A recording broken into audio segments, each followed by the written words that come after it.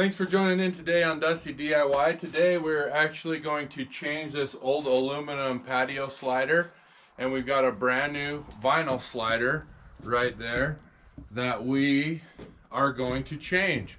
So basically what's happened so far is I came here a couple weeks ago and I measured from brick to brick right here between the brick, and basically decided if they're pretty plumb or if they're crooked. For the most part it's pretty straight, but then I take my overall measurement and I reduce it about 1/4 of an inch. This one happens to be 71.5 tight. So I ordered the patio slider width is 71.25. I dropped it 1/4 of an inch. You don't want it really tight going in. You want to be able to adjust it around a little bit. And then the overall height, this one's from a cement base to a lintel top, a metal top, is basically 80.5 inches. 80.5, subtract 1/4, I made it 80 1/4. So today what we're going to do is we're going to rip this out, slide the new one in, fasten it, adjust it, and caulk it in. Thanks for watching. Alright, first thing I'm going to do, the first couple steps, number one, I'm going to take the razor blade and I'm going to scar the paint line going around. That way, when we go to rip the frame out, it doesn't rip the drywall out. We want to save the edge on the inside of this frame so that we can caulk it up real nice on the inside. Hopefully don't mess up the paint job. Do that on both sides. Looks like it's pretty free. All right, next step I'm going to do is actually just take the slider part of it, and most of the time to get those out, it's just up and in towards the inside of the home. Once you clear the top rail, you can go ahead and get rid of this part. They're kind of heavy. Okay, next what I'm going to do is I'm going to look for any screws or nails in the jamb of the frame, and as you can see there's about 3 screws, maybe a nail right there, down this side. Over here on this side I can see 3 screws that look like they might be in toward the framing. So I'm gonna go ahead and pull those out real quick.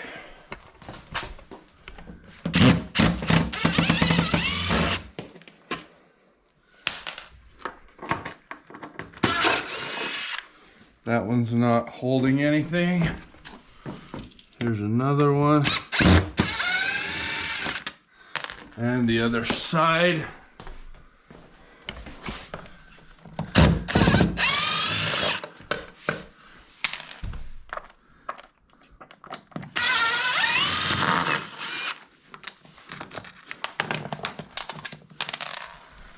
And one more.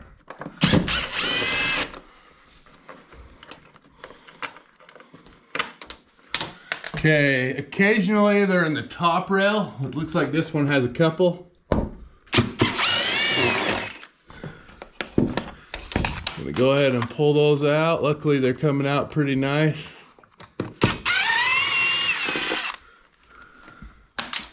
One more over here. Try this one again. That one's loose, it's not grabbing anything. Next we got to get the dead light out. Sometimes they have a little screw right here. Doesn't look like they have it. I got to pop that bottom track out. Okay, it looks like on this one it has a bottom track I got to get out right here. Just grabbing a Wonder Bar and a hammer. And there's a piece of aluminum right there that's keeping this one from sliding. It should slide this way now. I don't see anything else holding on to it. Yep. And same thing, you're going to lift it up, pull the bottom out. Out like that. Hopefully you can take that to the recycle and find a place for it. There might be a couple screws right here. Not very long. Sometimes where the screen is. Okay, next step. I gotta get some pry bars. We're gonna pry the frame carefully, like inward, without damaging the inside drywall. Or we gotta also be careful of the brick. Luckily we do have brick. Brick is a little bit easier to pry on. All right, I got the pry bars. Usually I like to use a piece of wood, something to pry against so that the wood is against the material of the wall. Doesn't matter where you start. Sometimes I start in the middle, sometimes the bottom. Let's see if the bottom is tight. So basically, going to use this blue pry bar. And got my pry bar underneath there. I'm gonna put my wood under there just to protect even the cement. Looks like it's coming pretty easily. It actually looks like it doesn't have a fin on the bottom, so that might make it easier. Hopefully I can collapse it. Sometimes I have to take a Sawzall and cut it right here.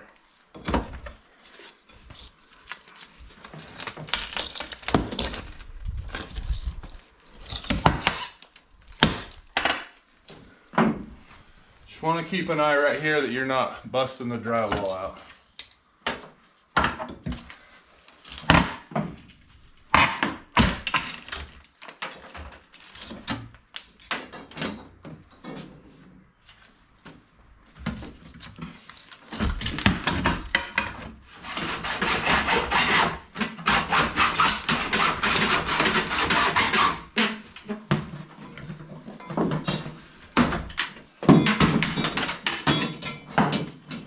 Alright, once you get one side freed up, just that little bit of hacksaw made it come loose. And it's pretty easy to get the other four sides, they can collapse in a little easier. So far the frame's coming pretty well.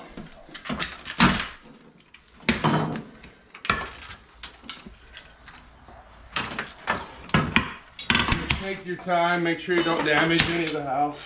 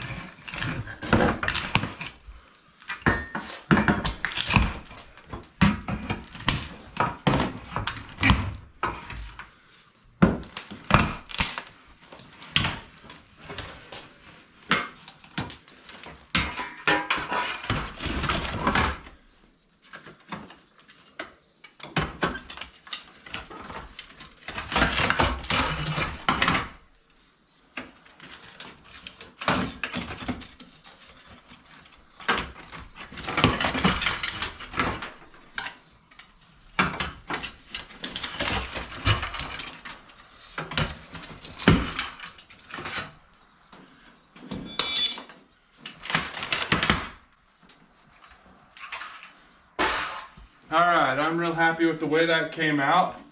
Looks like we got some good wood in here to fasten to with our new frame. Basically our new frame's width is 4.5, so it's going to go really nicely from the drywall out to maybe a couple inches on this brick. Give us a nice caulking edge. As far as my measurement goes, it's going to be right there on the width. About perfect, it's looking like. If you do damage some of this drywall right here or something, obviously then you repair it. Right here, you can see that's where the part of the locking system was.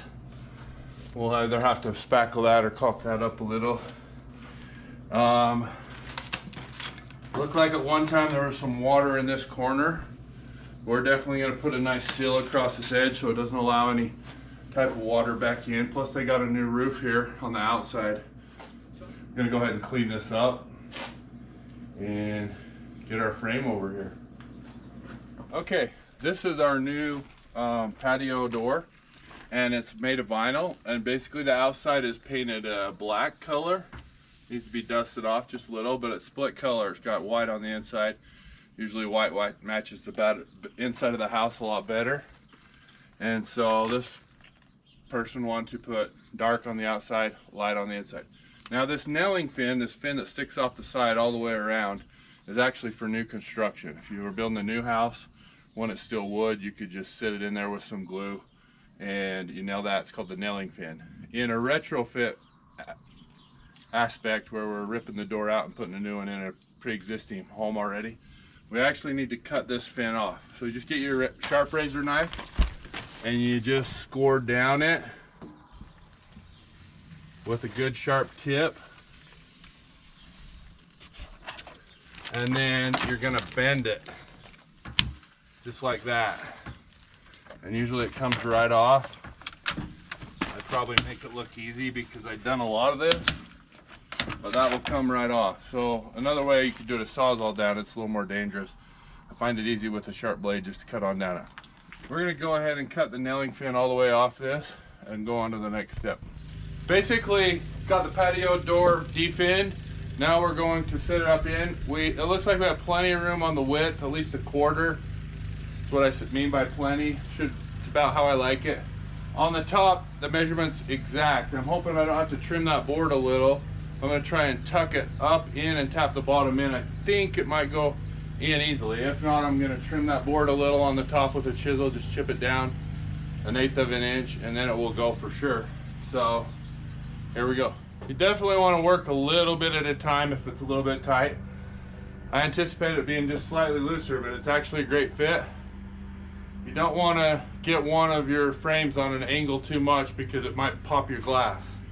A little bit at a time on each corner. Usually I use a block of wood to tap the frame in, or something to protect it.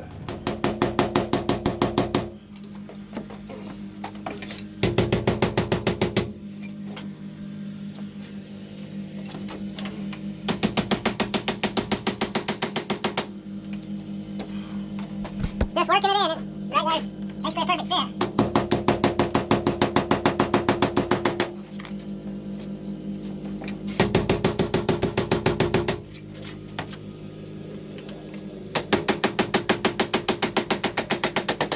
Okay, that actually looks like a great fit. It fit really nice, even surprised me a little.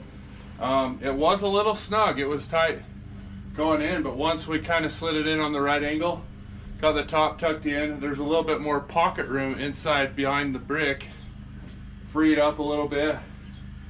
Really happy with it. It's not going to go anywhere right now. Okay, now I'm going to go ahead and put like probably one in the middle, one at the top, and one at the bottom. I'm going to screw into the studs in the wall. This is in far enough I can get a nice caulk bead down it, nice and tight right here. This stopper here is actually to stop the slider from going too far into the jam. That's what that thing is for. Over here on this side, you're gonna notice two of these clips right here, and they are actually for safety so that the deadlight can't be lifted up when no one's here. You can move those around, they slide a little, but that's so you can't lift the deadlight out. Whenever you put your window in, you gotta put it up in back behind those two stops, otherwise it won't go in. That's so that someone can't slide it up from the outside. It will hit those and won't allow it to go up. I like to put them in here where you can't see them. Hopefully you won't notice it when you're just looking at the door.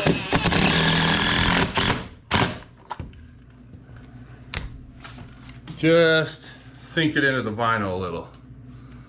Go ahead and put another one up here in this top corner so the door can't be pushed out.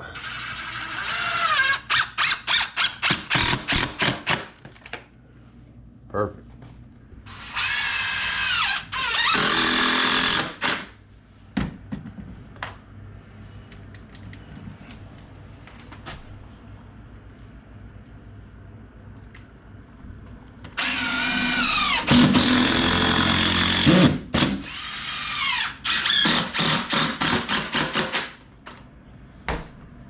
Alright, I probably won't put one in the middle here because we're going to end up putting the lock right here, and I'll have to adjust that a little. So I put 3 on that side, 2 on this side, and then if there's wood up top, it's always good to put one right in the middle.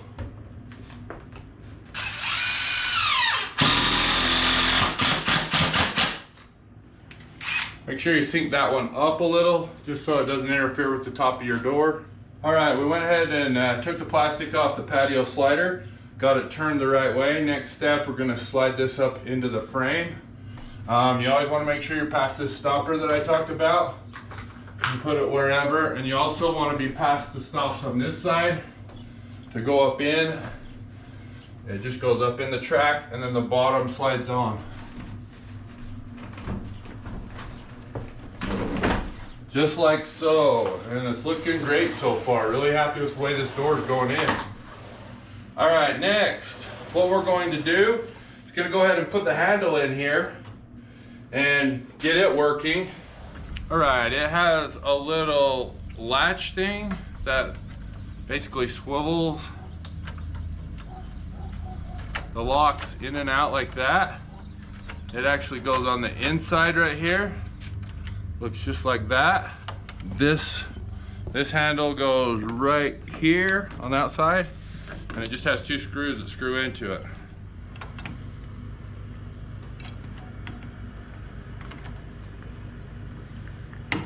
Basically line it up. There it is. Has 2 threaded bolts. Definitely want to make sure that they are started. Probably tighten them with the screwdriver unless you're really good with an impact without stripping.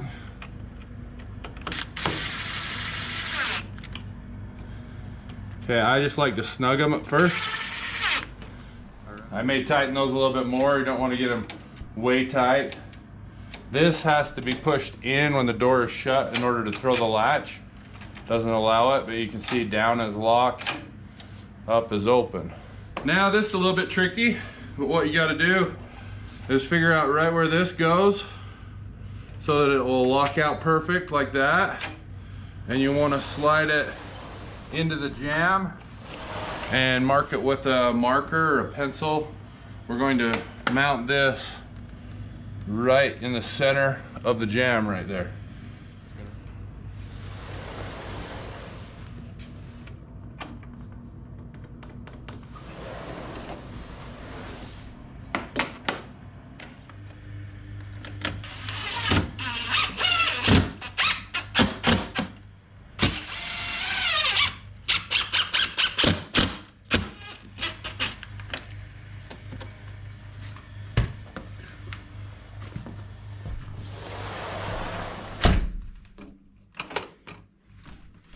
Way good, huh? Mm-hmm. Okay. This is what your reveal is. This is the daylight that you see, the measurement between here and here.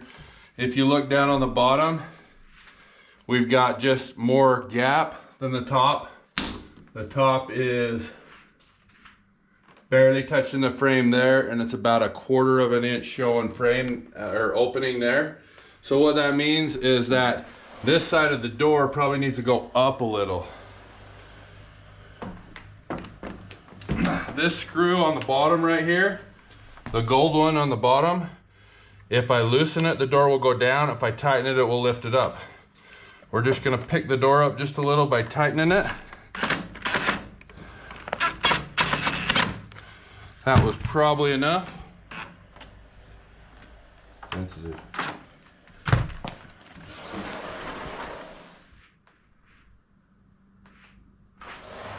All right, once we got the door alignment adjusted and the latch adjustment so that it shuts really nicely, it actually slides really nice. A lot of times that's why they change them, is because those old doors are so heavy they don't even slide anymore.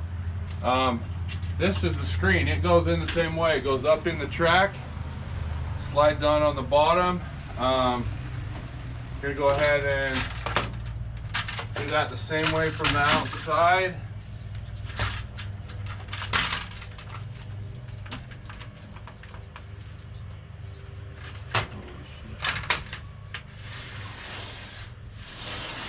Okay, we went ahead and slid the screen up in and then down onto the track. You should know if it's on the track, it'll roll nicely. And it has a similar type of adjustment. If you adjust the golden screw down here on the bottom, it will push the wheel down a little. Or same thing on this side, it will push the wheel down. And you can also do it on the top. A lot of times I just adjust the bottom just a little bit if they're sliding pretty well, and that just puts a little tension on it, holds it in. And also we got this little latch. They come with a screen latch right here. It's just a little hook latch. We're gonna mount it in the vinyl track right there. We'll have to mark it and put that in. Lifted it up just a little. Go ahead and lift this side up.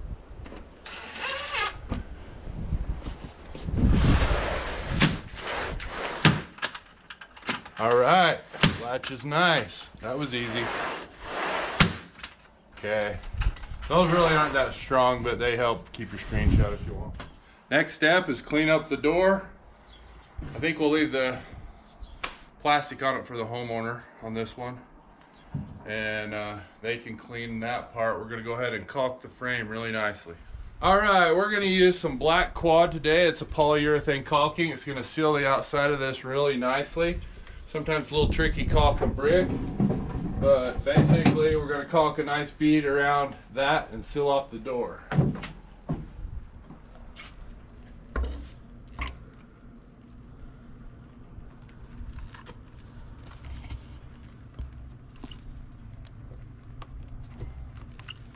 All the way around.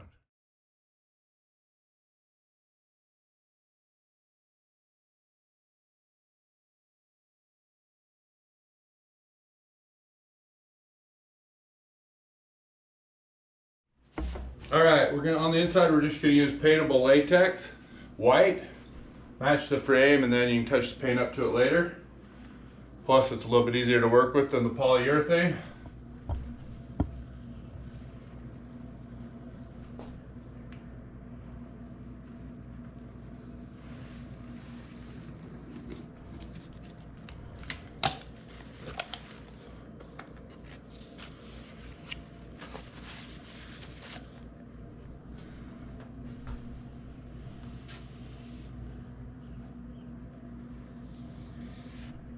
Floorboard.